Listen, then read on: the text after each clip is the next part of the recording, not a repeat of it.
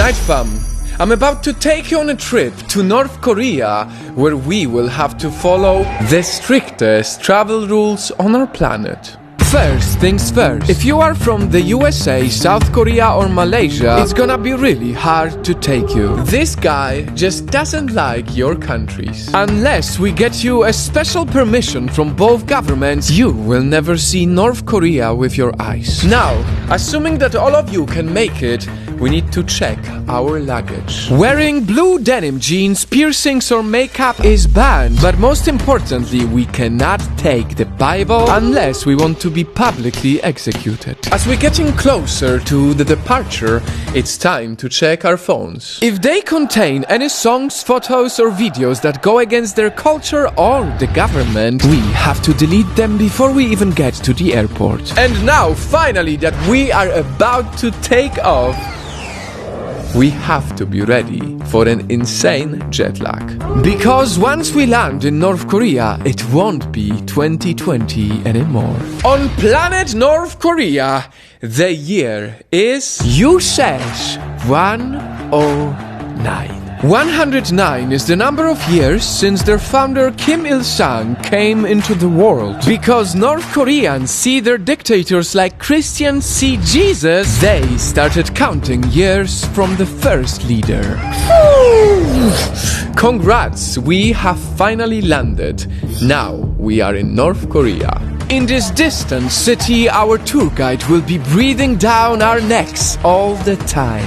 We have to forget about the joy of solo adventure. We can't ever leave the hotel alone. We can only visit sites and shops allowed by the government, and we absolutely cannot take any photos without the tour guide's permission. I'm not kidding. We have to ask every single time.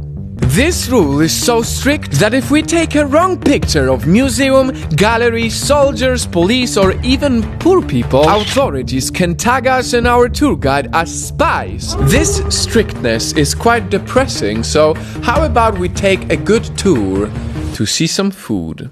Well, about that, meals for tourists are usually controlled. 3 meals a day is considered generous. There is not much access to street food and the cuisine is not diverse at all. Unlike most of the countries, there is no McDonald's in every corner. And just in case it matters to you, condoms and tampons don't exist in North Korea. Locals have somehow survived without them. And speaking of the locals, we should not talk to them. We won't exactly get jailed for it, but talking with a North Korean person could make the government see us as spies. So if we ever see a crowd of North Koreans being loud and friendly with tourists, there are hired actors on the streets who work to cheer up the travelers and show North Korea in a positive light. And we have to do some acting as well. On our strict trip to North Korea, we are required to bow and lay flowers at the many monuments of all the dictators. We can't point our fingers at the statues. We can't joke about the leaders. We can't say anything bad, or we get arrested right on the spot. And the show does not end here. Once we got back to the hotel after a long and quite depressing day, Big Comrade could be watching our every move. Telephones, fax machines, television, you name it, they are all possibly wiretapped.